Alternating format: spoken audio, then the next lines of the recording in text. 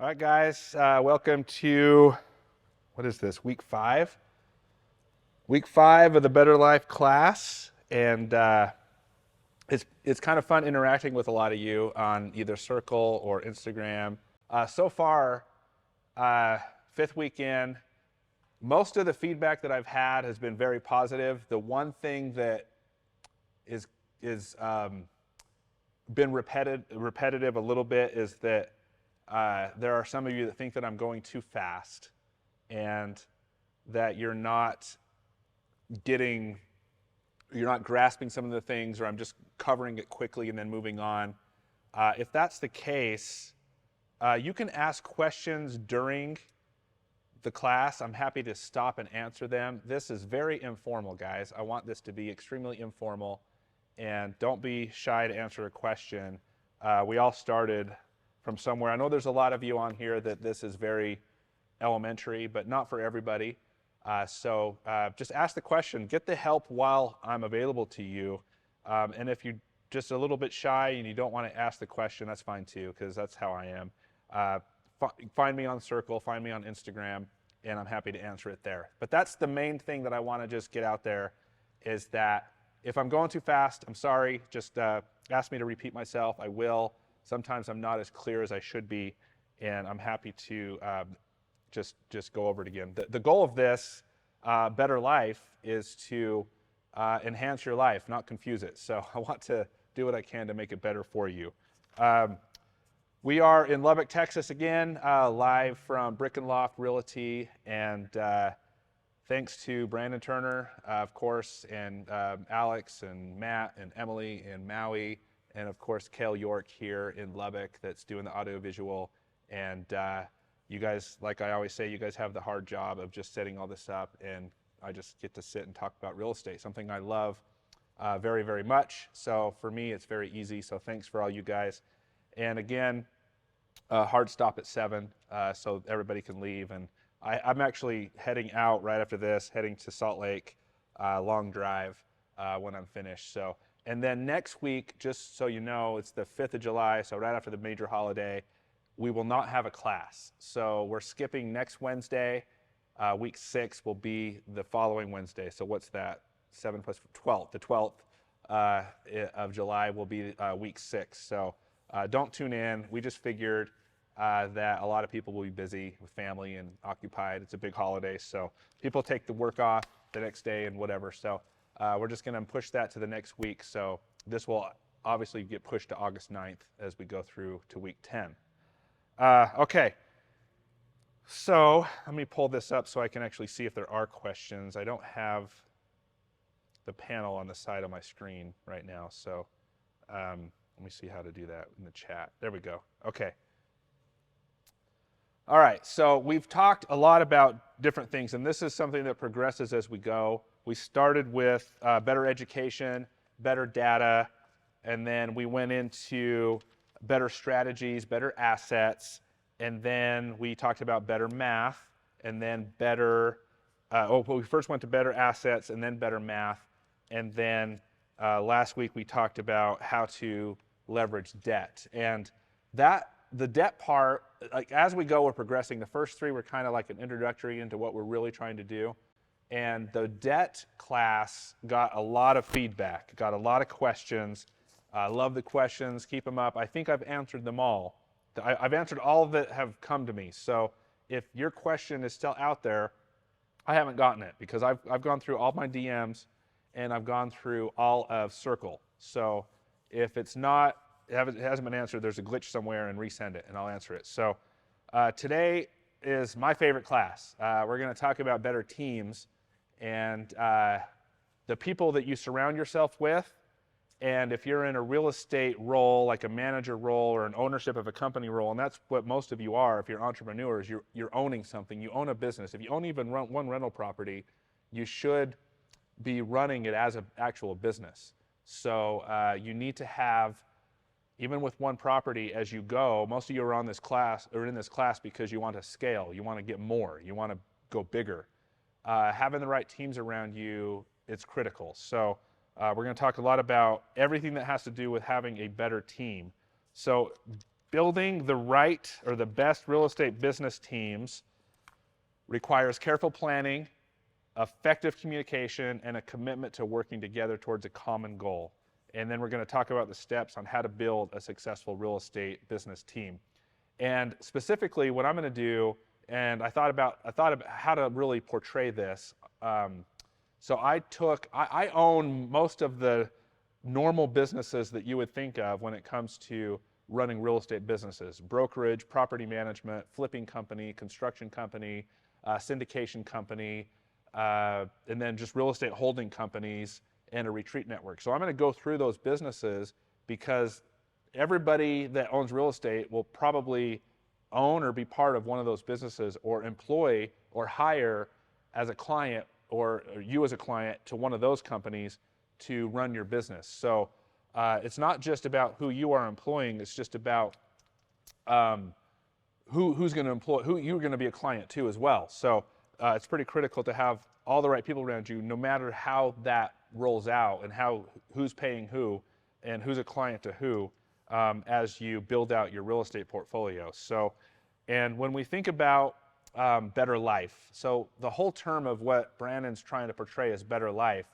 is that this class, everything he does, everything he's about, it's trying to get all of us to always think about what we can do to have a better life. We all want a better life.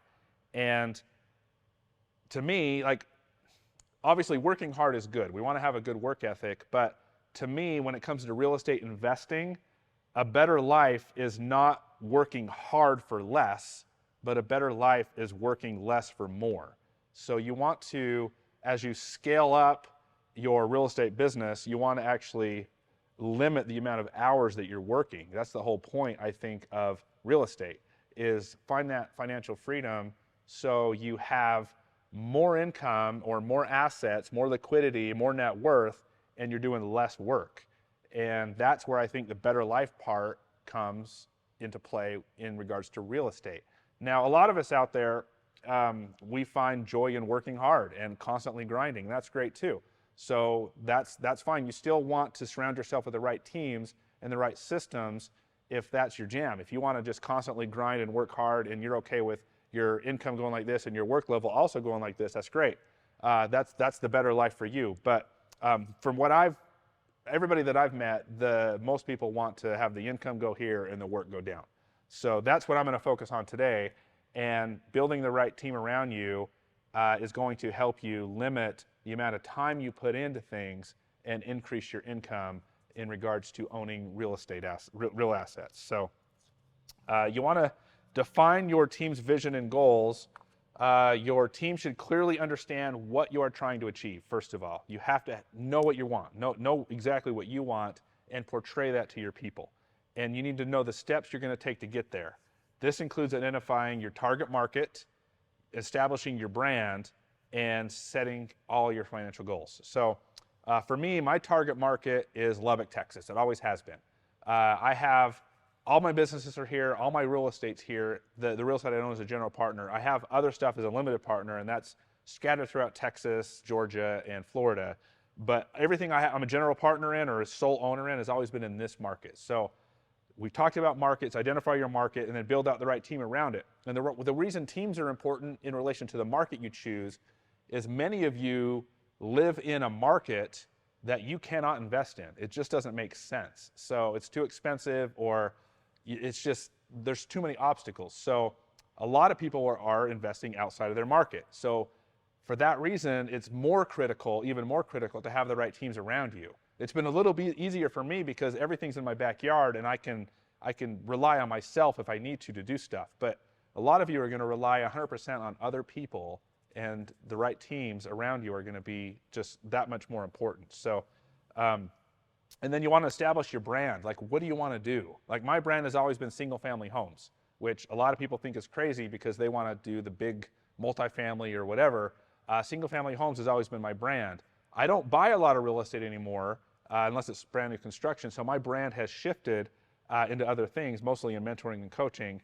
And then, so you want to identify what you're all about, and then build the team around you for what you're actually going to accomplish. And then you want to set financial goals. and whoever you bring on, you want to have those people on board. So, and with all that, you want to have a really good vision for your company. Even if you have one property and you haven't really scaled up yet, what's your vision? So the vision for my companies, all of them, it's all encompassing, is a life well pursued. Similar to Better Life, but it's a life well pursued. It's what we choose to do in our life to pursue a good life. And when we came up with our vision and built our team around us and came up with a life well pursued, we always thought of you always hear this, the work-life balance, right? What's the work-life balance? And I think that's a silly concept to separate work and life. Because if you're an entrepreneur, a true entrepreneur, and you're going to dig into this for your lifestyle, work-life balance, in my opinion, shouldn't really exist. So when I talk to my people, you take your work or your life, and you want it to actually be one. You don't want it to be two and try to balance the two. Find a way that it's one thing, and you're rotating your work and your life around that one thing. It's all one thing. That way, no matter where you are or what you're doing or who you're with, there's, rather than a balance, it's all just, there's a synergy between what you're doing all the time. And I found out that works a lot better than just trying to balance around two different things. Just bring them all together as one. So hiring the right people. So this is the main question that I always get when it comes to building things out. So hiring the right people it's always the question I get first. Like, when do I make that first hire? When do I actually pull the trigger and hire my first employee? And what I would say is as quickly as you can. Because what's gonna happen is once you hire that person and roll them out and actually have them start helping you, you're gonna have that feeling of knowing that you should have done it a lot sooner. So if you're on the fence right now and you can actually afford a full-time employee or even a part-time employee or a VA or somebody that can actually help you, I would do it almost immediately. That's what I always tell people. Like always ask me, when do I know it's time to hire somebody? If you have that itching feeling that you know you should hire somebody, you should probably start going through that process. And start small. Start with a full-time employee or a part-time employee, 2 or 3 hours a day, even a VA or somebody that can actually help you start. So, and hiring the right person is one of the most difficult things that you're going to do. You may go through several people before you find the right person. And when you do hire somebody and they're not the right person, you need to do whatever you can to cut bait on that as quickly as possible. You don't want to have people hang around for an unnecessary amount of time. So hire quickly, but fire quickly too.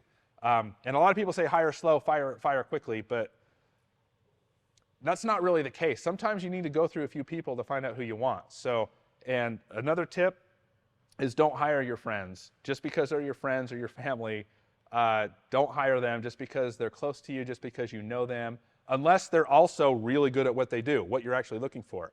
Rather than hiring your friend or your family or your brother-in-law or whatever, hire the right fit, hire the right person. You want to find the good balance between what their skill set is and what their personality is, because they have to fit within your culture. They have to actually know your vision and actually execute on your vision. So hiring smart is critical.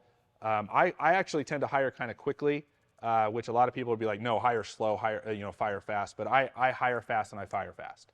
So because I'm okay with spending some time. But when I say hire fast, I do put a lot of thought into it. It's not like I just hire anybody that applies. There's a lot of checks and balances with that. But hire people, it's critical. And don't just go off of somebody your best friend. So in fact, Brandon just did a really good post. Go back to Brandon Turner's Instagram. He did a really good post about, he was recently going to lunch with somebody, and he said exactly how I run my businesses. He was saying he's going to go to lunch with somebody because it was the best person for what he was trying to hire. And he actually said exactly what I just said, and how I run my businesses is, don't hire somebody just because they're your buddy. Don't hire somebody just because they're related to you. Don't hire somebody just because your neighbor wants their daughter or son to work or have a job. It doesn't work, guys. You need to hire the best and have that balance of skill set and personality. You can't just hire the best if they're terrible with your culture either. So you just have to be able to read the people right and then go from there in regards to finding the right person. It's very difficult and a trial and error. And that's, I think, why a lot of people get really scared on having that first hire, because they're afraid of failing that person. And then when they do hire somebody, they're afraid to fire them. You can't be afraid to fire people. You have to be tough. You have to know that your business is your business, and don't let them run into the ground because you're afraid of confrontation. You have to be able to handle your business and fire people if they're not working out for you.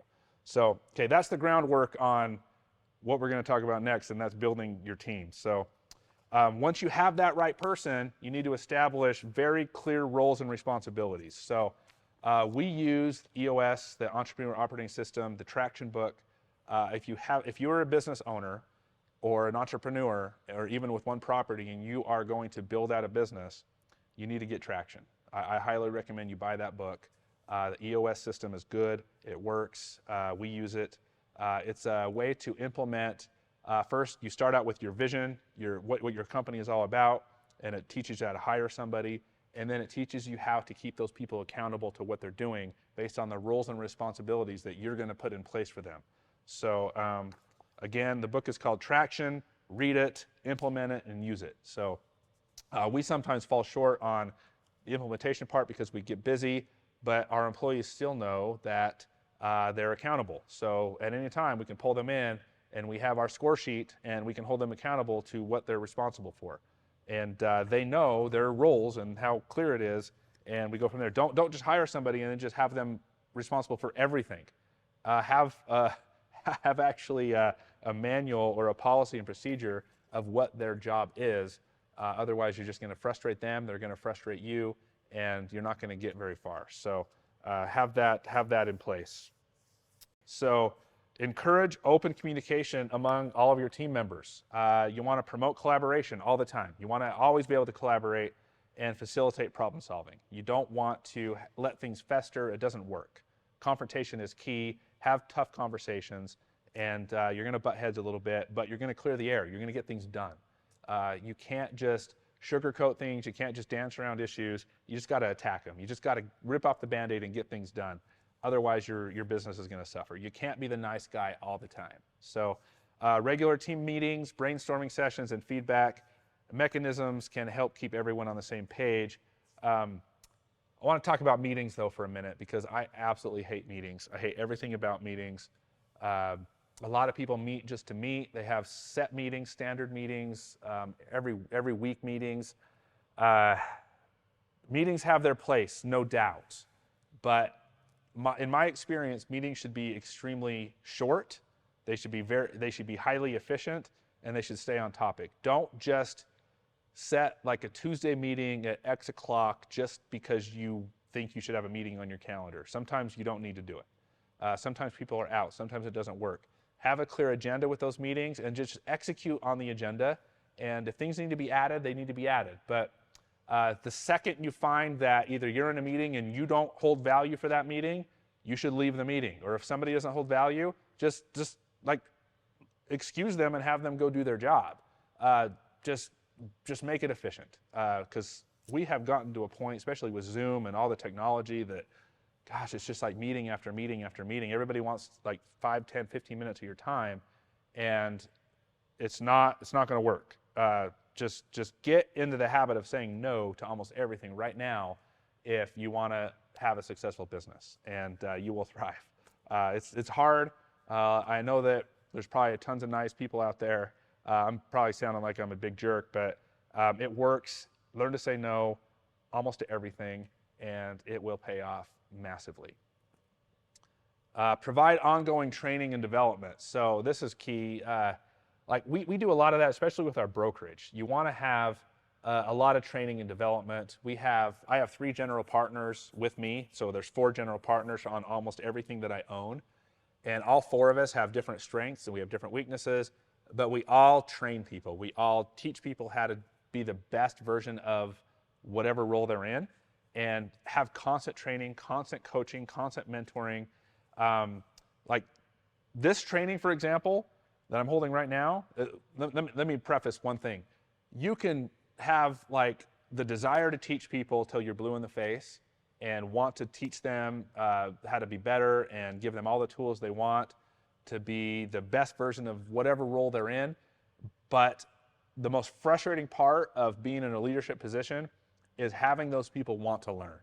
There's so many people that just do not want to learn. They like the idea of learning, but they're not committed to it. So it's very frustrating. You're going to have that issue all the time. Like, here's an example. Like, I'm holding these classes. A lot of you guys are paying for the Better Life program. Most of you on this are paying for the Better Life program.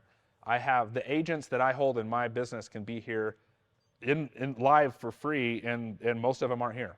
So that's just a good example on how they have resources to free things and they don't even take advantage of it. But what'll happen is almost everything that I'm teaching, they're going to ask me questions throughout the week because they don't know what to do, and they're not taking advantage of what it is. So, and you're going to be frustrated with that your whole life if you're in the role of teaching people and trying to make them better.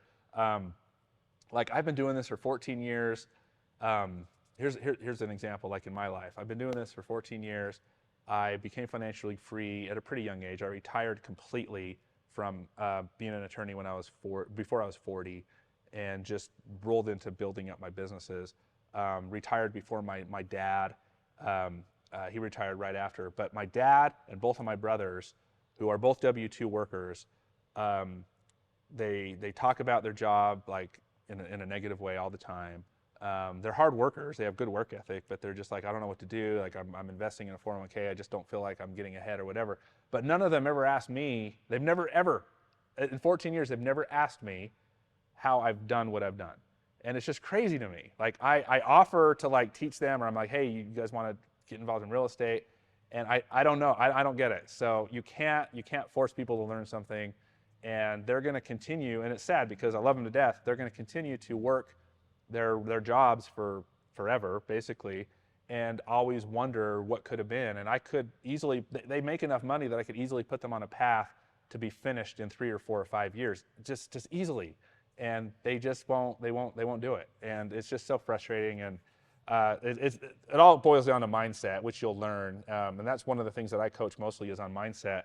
If you don't have the mindset, you can't overcome it anyway. So, and that's with a lot of the people that you're going to train in your businesses, and the team that you're going to put around you, is that the most frustrating thing outside of firing or hiring and finding the right person is forcing them to like want to learn what you have to teach them.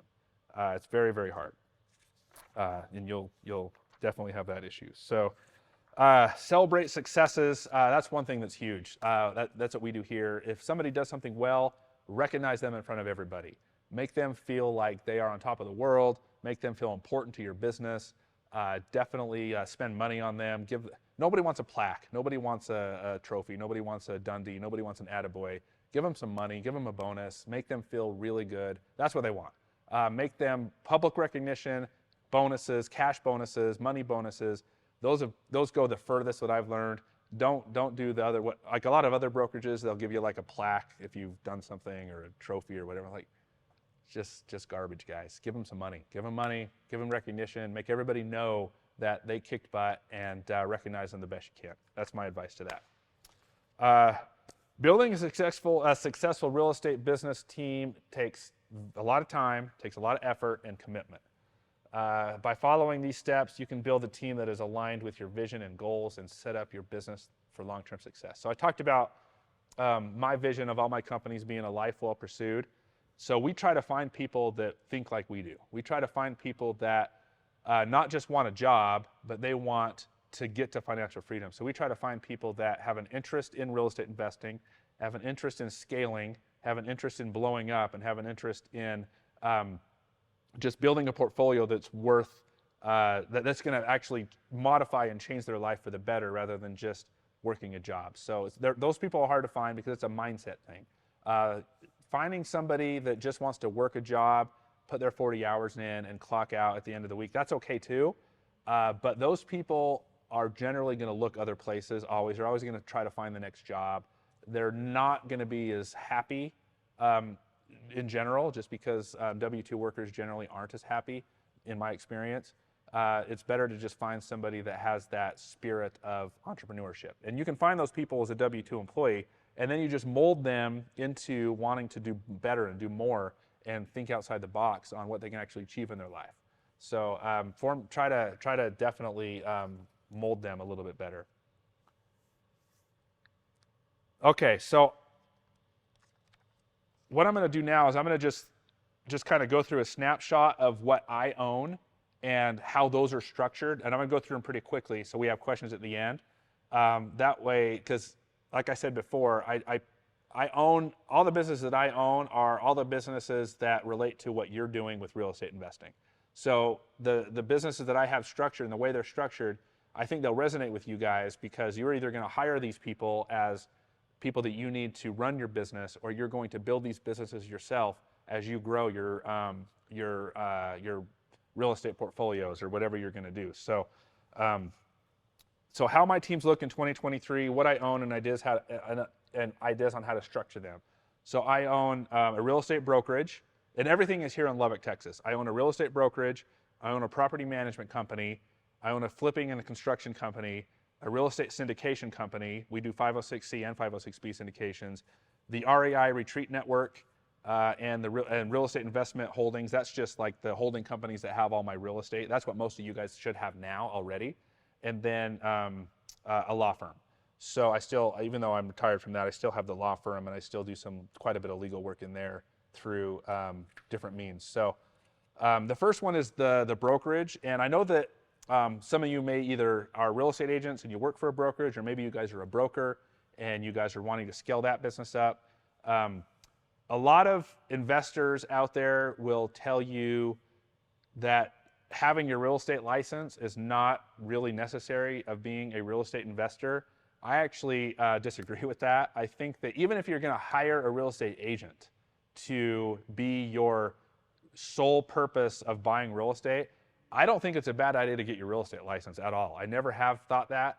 I've had my real estate license for a long time. I've had my broker's license for a long time, and it's helped me tremendously to understand so much about real estate investing. And also, it saves me a lot of money. If I want to go out and buy a house, I just get the commission anyway, and I don't need somebody. So it does have its place. I know that people always say you don't need to get your real estate license, just hire a real estate agent, but it's so cheap to get your real estate license, and it's so easy. So why not save money and actually have that expertise, the extra expertise to do it? And then as you build out your real estate portfolio, you might want to venture into different things like owning a brokerage or building your own brokerage. So the structure of my brokerage, first off, it's non-franchise, which I love more than anything. It's not a Keller Williams or a Caldwell or a Remax or anything like that. We are non-franchise, which means we don't have to answer to anybody, which is fantastic. We get to call the shots. The only people that regulates us is the Texas Real Estate Commission. Outside of that, we can do whatever we want, which is awesome. We don't have anybody breathing down our neck. That's what I recommend if you're going to go into a brokerage. It's a general partnership. We actually syndicated it. It's a 506C syndication, which means that we did really creative stuff to build out this big brokerage, and we have none of our own money in the deal. So it's pretty impressive, especially with the nice, beautiful building that we're in. Very expensive. It's a $2 million building, state-of-the-art, high-end finishes, and no money's in this building at all, none of our own money. So you can think of syndications outside of just big apartment complexes or single-family homes or whatever. You can syndicate anything if you know how to do it. So really cool structure that we built. The only negative part of that is we have limited partners that we pay dividends to. So we don't own everything. We have limited partners that own part of it. So, but that's okay because this is not the chief moneymaker for us. This is a means to have a nice office to work out of to build other businesses instead of just this business. So this brokerage is set up with 4 general partners, several limited partners, real estate agents, a social media manager, and an accountant. I serve as a general partner, the broker, and the attorney, and then we leverage a lot of software to limit how many employees we have. That's one of the non-human team members that you should always have is really, really good software. And for every business that I own, we have really good high-end software. That alone will eliminate the need for more employees, just having really good software. It's expensive, but it's a lot cheaper than an employee, and it works better than an employee. get mad at you or talk back to you or anything like that. So, and they won't quit on you. It's always there. So really good software is absolutely critical. And in fact, that's just as important as some of the team members that we're going to talk about. And then VAs are also really good. If you can find the right VA, they're incredible. We have so many of those, and they are tremendous, and they save a lot of money, and they are very cheap labor for very good work. The next company, we have a property management company. It's pretty small, 400 doors. And then the structure on that, if you guys are in that business, as you guys all know, property manager is very thankless job. It's very high stress, but it's very, very critical. So if you guys own a lot of properties, you should probably either hire you definitely should hire the best property management company, or create one if you can't find one. And it's not that hard to create a property management company. Check the laws of your state, because you probably do need to be a broker or hire a broker to manage that property management company. In Texas, you definitely have to have a broker's license or a law license in Texas, and build that out to manage your properties. Because if you're doing it all yourself with 1 to 10 doors or whatever, doing all your maintenance, that's great. But in order to really scale up to more doors to get to financial freedom, you probably want to use that extra time to build your business out and have somebody else managing your property, or hire somebody to run your property management company. There are some ways around having a broker's license. For example, like in Texas, for example, if you own all the properties, you can have any W-2 employee lease your property out for you. You don't need to have a licensed real estate agent do that, and you don't have to have a broker oversee it. So that's a good thing to have. So this is structured with 4 partners, 2 office staff, a bookkeeper, 3 leasing agents, 4 full-time maintenance guys, and then we have a lot of contractors as well, and then 2 full-time VAs. And then again, software is critical. We use Asana, Google Sheets, Dropbox, Calendly, and then for the property management company as a whole, we use AppFolio. It's the more expensive property management software, but it has your accounting built in, and great software for just accounting for all the doors that you have. And I've looked through a lot of the property management software. There's a lot of cheaper options out there, but AppFolio is far superior in my opinion. You'll love it, and it also helps with your syndications, which we'll talk about in a minute, because they have a syndication investment arm of their software as well, which is great. So then we have a flipping and construction company, which I know a lot of flippers out there, because I've talked to some of you. A lot of people are flipping houses, which is great. Keep flipping, but structure it. Like everything you're doing right now, whether you have one house, you're flipping one house, or whatever, run it like an actual business. Do your books. Have a bookkeeper if you need one, or be the bookkeeper, or have your spouse or friend be the bookkeeper. Have a legal entity encompassing that business. Just treat it like an actual business, and then build your teams around that business, because then you're going to be able to grow easier. So this structure, we have 4 partners, 2 full-time employees that are that manage all the rehab crews. These are very high-level flippers, and then a bookkeeper, and then we have a ton of contractors to flip the houses. I think one year we flipped 150 houses. So you want to build a base of a lot of contractors. And the more people you have around you, the better your team, the more deals you're going to have come your way, because you can actually get them done. Real estate syndication. Syndicating is super popular right now. Everybody wants to raise money. It seems like everybody's interested in syndicating and raising money and finding that big deal and being a general partner and everything, which is great. But be really careful with that, and I'm going to explain that in a sec. But ours is called Invex Capital Group, and we do 506B and 506C syndications. We're not going to go over the difference in those. You can Google those. It's very simple. It just depends on whether you're soliciting or not. And some of them, and it would be you don't need to have. You can have a certain amount of unaccredited investors. We do blind pool syndications and commercial syndications. Most people syndicate by buying like a big multifamily and then syndicating it out. That's what Open Door Capital does. I own a lot of doors through them. It's a fantastic model. When you're dealing with syndicators, and that's the team that's around you, you want to be very careful with who you hire, who's operating that syndication. And if you're going to go into that realm and actually be a syndicator, you just need to be clear on one thing. When you're just investing with your buddies or your friends, and you have a partnership and you're buying houses, and you lose money or whatever, you just, you deal with it. It's okay. It's just a business loss. if you're mismanaging at a syndication level and you're losing money or whatever, and you're not being very careful with it, the consequence of that is prison. So you need to be really careful. And this is the legal me talking. People are getting all gung-ho about syndicating, and if you're not doing it right, you're not getting your legal documents right, your subscription agreements right, all your documents aren't in order. If you screw up on those, the result isn't just cleaning up a loss. You can actually be subject to felonies. So be very careful with syndicating, because I'm seeing so many people involved in it and they don't really understand what they are and the consequences of not running them well.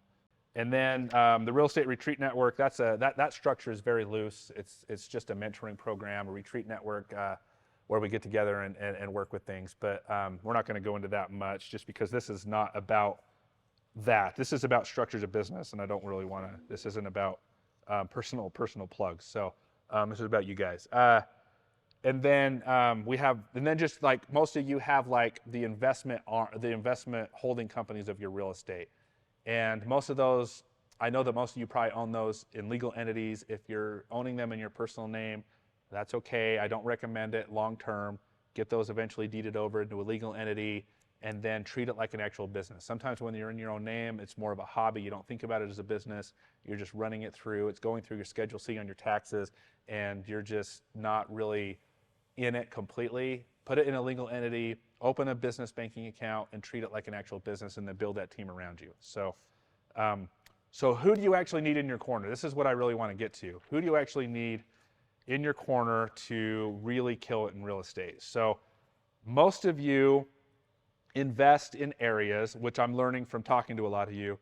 It's very difficult for you guys to invest in the market that you're currently in because of cost of houses and rates and everything else. So a lot of you will be investing in other markets, distant landlording, and for that reason, it's very critical for you guys to have the right team around you. So the number one thing that I recommend always in any market is to have a very high-end, highly reputable, highly experienced real estate agent that understands investments, and not only just understands them, but actually invests themselves. You don't just go hire your neighbor because they have a real estate license, or your sister-in-law or your brother-in-law because they just got licensed and you want to throw them a bone. Find the best real estate agent you can that actually invests in real estate. That's what you want. Those people will be able to walk into a house with you and analyze that house even before the inspection is done or after the inspection is done. They'll be able to tell you how much things cost, how much a water line costs, a sewer line, a water heater, an HVAC, a roof, the flooring, the square footage. They're going to know those things, and you're going to be able to take that information back and analyze the deal correctly. If you just have your neighbor or your brother-in-law or your cousin who just got their license going to a house with you, you guys are just going to be hanging out, and they're not going to have that knowledge. You're going to buy the property, they're going to get their commission, but you're going to be left with this deal that was not properly analyzed. So don't do that. Hire the best you can. The real estate agent is the best first place you need to look when you're starting to invest. A property manager. We talked about this a minute ago. They are the most crapped on industry in owning real estate. It's thankless, it's high stress, they do not get the appreciation they deserve, but it's the most critical piece. You get this asset, so first you hire your good real estate agent, and then you buy the asset. And then you take this very expensive asset and you give it to somebody. And you want to make sure you're giving it to somebody that is the best. They're going to take your asset. It doesn't matter, let's say you buy the best house, you have the best deal in the best neighborhood, you found the best tenant, and everything is great, and then you give it over to somebody to manage for you. All of those great things that you just built upon with that asset are going to just be tanked by a bad property manager. So you want to find the best property manager. Do not find the discount property manager, the cheap property manager. Do not hire the person next door because they just got their license and they just want to help and make a few extra bucks. Hire a high-end, reputable property manager that is going to take care of your property. That's so important, and I can't stress that enough. I couldn't find that here in Lubbock, so I created my own property management company. So you want to make sure that your assets are taken care of, or you're just going to be frustrated and you're going to sell the property, you're going to have losses, and you're not going to stay in the game very long. So better to pay a more expensive property management company and have your asset taken care of than get 5% less on your property management fees and have your property destroyed by them not caring about it.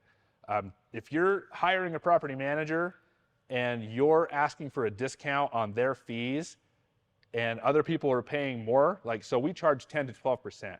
If somebody were to negotiate with us and get 6, which they never would, we always charge 10 to 12%.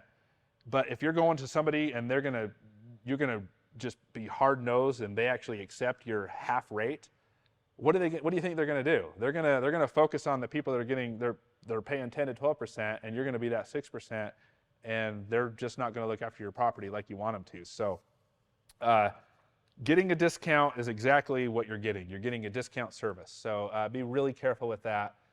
Property management is critical, and that's one of the best teams to have around you. So title companies. Title companies are huge. You want a really good title company in your corner. A good example of what we've dealt with, we use one title company in town almost exclusively.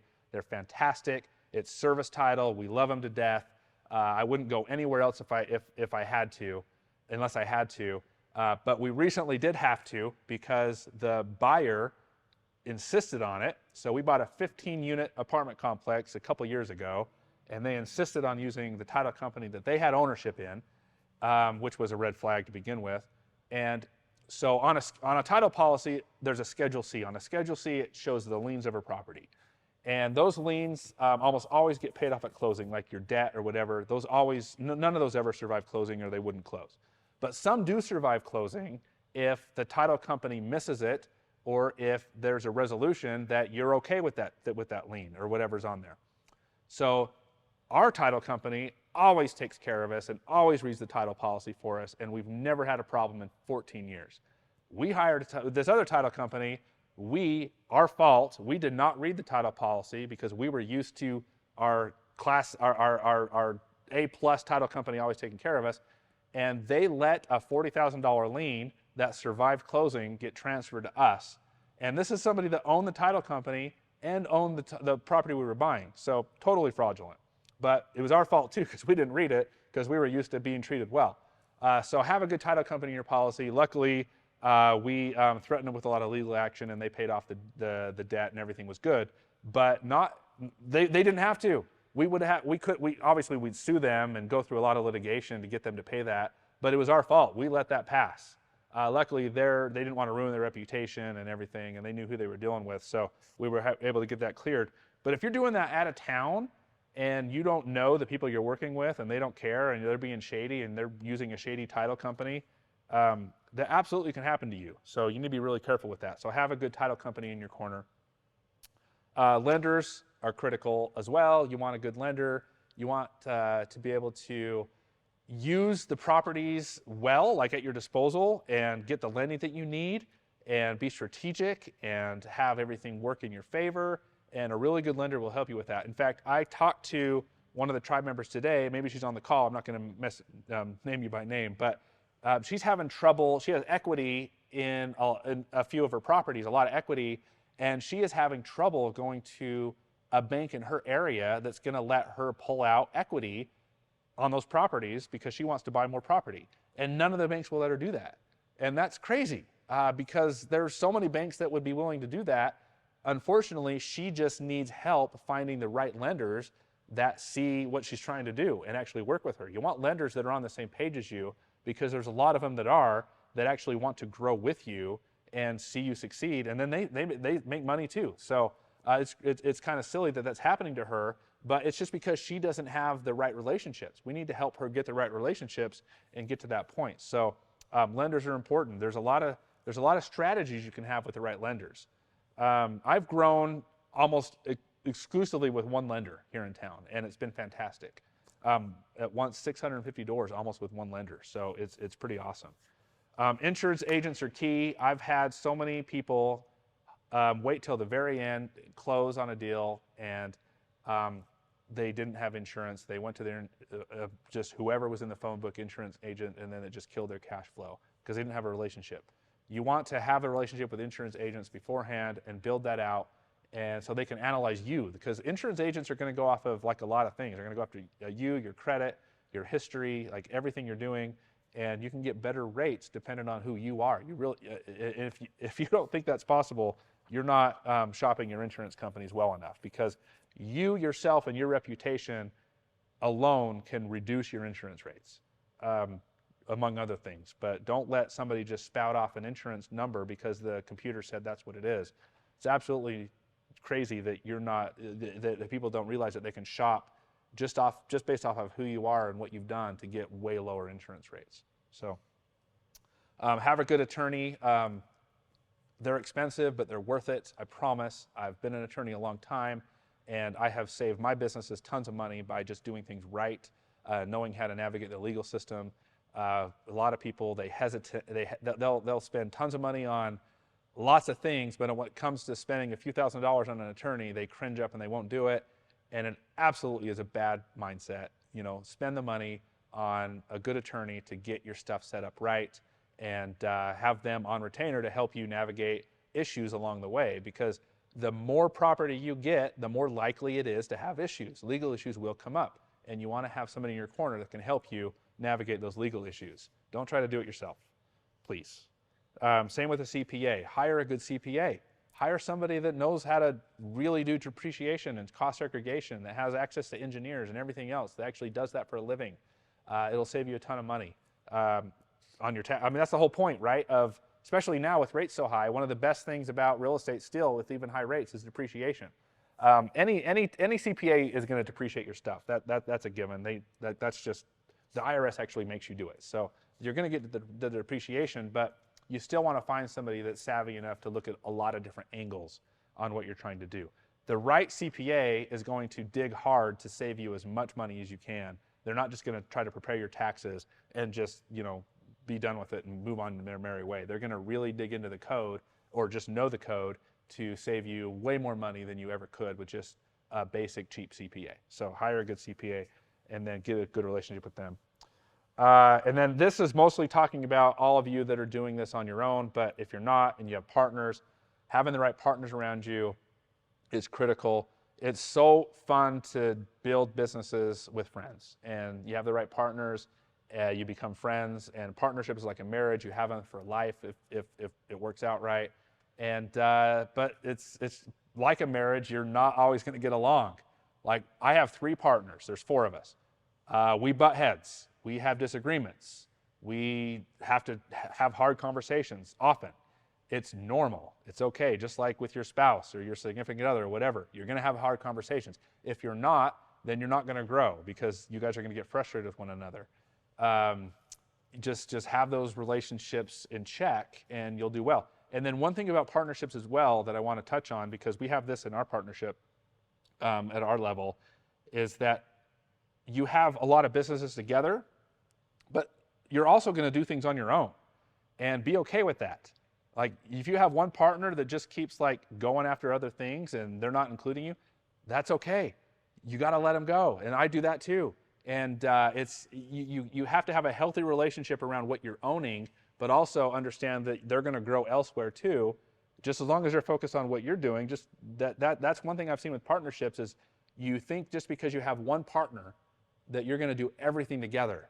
And get that out of your head right now, because that's not a good long-term strategy for that partnership. That's not healthy. You guys need to focus on what you guys have together, but then also be okay to branch out and do other things as well. Just have regular conversations about everything that you're doing. Be transparent, and you'll go a long way. I know that from experience, because we go in different directions all the time, especially me. I'm mostly speaking about myself, because I'm the one that always is doing new things, and I have to bring them in and just kind of let them know what's going on. So yeah, the partnership level is huge. And then lastly, before I get to some questions, is when you're surrounding yourself with people, and I have a big asterisk there, your spouse, your friends, and your family. So first off, your spouse, your significant other, your partner, whatever kind of relationship in, that's key. If they are not on board, you're not going to last very long. You have to have them on board. It's so difficult to be an entrepreneur and grow and do everything you want to do and not have them highly involved in what you're doing and highly supportive in what you're doing. You're gonna really have some frustrations with that. So start that conversation as early as you possibly can with the person you spend all your life with. You want to make sure that that you guys are all on the same page, and your friends and family. And I should have kept those separate, because your spouse is your significant other, whoever that is key. That's the main thing. Friends and family, those are separate. Those are people that usually don't agree with what you're doing as an entrepreneur. You're going to have a lot of people that are going to be telling you that it's too risky, you need to get a job, whatever. I've had that my whole life. And sometimes that's not the case. Sometimes they're super supportive, and that's great. But if those people are dragging you down, don't let them change your mindset to be brought down with them. So that's one of the biggest obstacles that you guys are going to have as entrepreneurs, is people close to you, your friends and your family, that just don't think the way you think. You need to not exile them, but maybe spend less time with them, and maybe just start surrounding yourself with people that think like you do. Make new friends. You can't make more family, but they can always be your family. But make some new friends. So, gosh, that goes so fast. I did it again. It just goes so fast, and I had like way less slides this time. So, can you mention some of the software you use? I use AppFolio for everything. AppFolio is so powerful that so it's a property management software, but it also allows you to use the accounting piece of it to run all of your businesses, whether it's property management related, or flipping, or our syndication, or my real estate investor retreat network, or personal finances, or whatever. The accounting piece of it is very powerful. So you got the property management software, which is really good, but then the accounting stuff just makes it so much better. And then also AppFolio lets you run your syndications on a different login and actually converse with your limited partners. So that's good. Asana is great for tasks. Google Sheets is great for just having, I like Google Sheets because no matter what computer I'm on, I can just log in and work on my spreadsheets and whatever. Don't use Excel anymore, it's terrible. Or you can use Excel for the web, but I actually prefer Google Sheets. I think they're easier to transfer between my partners and whoever I need to share them with, and it's free. So Google Sheets is huge. We use PropertyBase for our Lone Wolf PropertyBase for our brokerage. And what else do we use? Those are the main things that we have, of course, and they've been really good. Matt's having some bad luck with his property managers. I hear you, Matt. It's so painful to try to find the right property manager. It's just create your own. But maybe you're not in the area that you're investing in, which doesn't work. But yeah, it's so hard. What are the 3 most important questions you ask job candidates to help you know if they think they like you, or they think like you, fit the culture or your company? So Traction's good for this, like the EOS system. It kind of helps spell that out. If you haven't read that, Matt, or Michael, I would order Traction today and read that book. And it really helps you. It gives you like outlines of how to hire people based off your vision. So we base everything off of a life well pursued, and we try to see where their head's at in regards to how they think about life, their future, their goals. We want people with goals. We want people that we can actually teach, not just work for us, but teach to invest in real estate. The more we teach them on opening their eyes on a mindset shift in living and thinking like we do, the longer they're going to stay with us. And if they have that taste of investing and they see the value in it, then we can build a culture around that, and they tend to stay a very long time. So it's pretty awesome. Before you wrap up, please let us know how we can connect with the speaker. That was from Sam. Sam, go to Circle, the Circle app that Better Life has out. That's the best way. Or my Instagram is @TexasEntrepreneur. You can DM me, and I will respond to you within a day or two. I'm driving to Utah after this, so I'll be out of pocket for probably a day or two, but I will read the DMs and I will answer your questions, Sam. Let's see. Dan, thanks. If you have any lawyer questions, let me know. Celine Diaz, can you recommend a CPA in Texas? Yes, I use a company here in town. It's HCH plus T, and Lane Turner is the CPA that I use. He's fantastic, very savvy when it comes to real estate investing.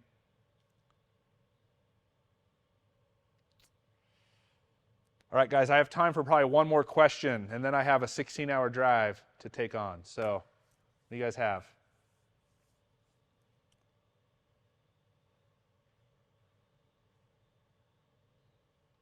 I'll wait for a minute because there's always a lag. Like it always hits mine after.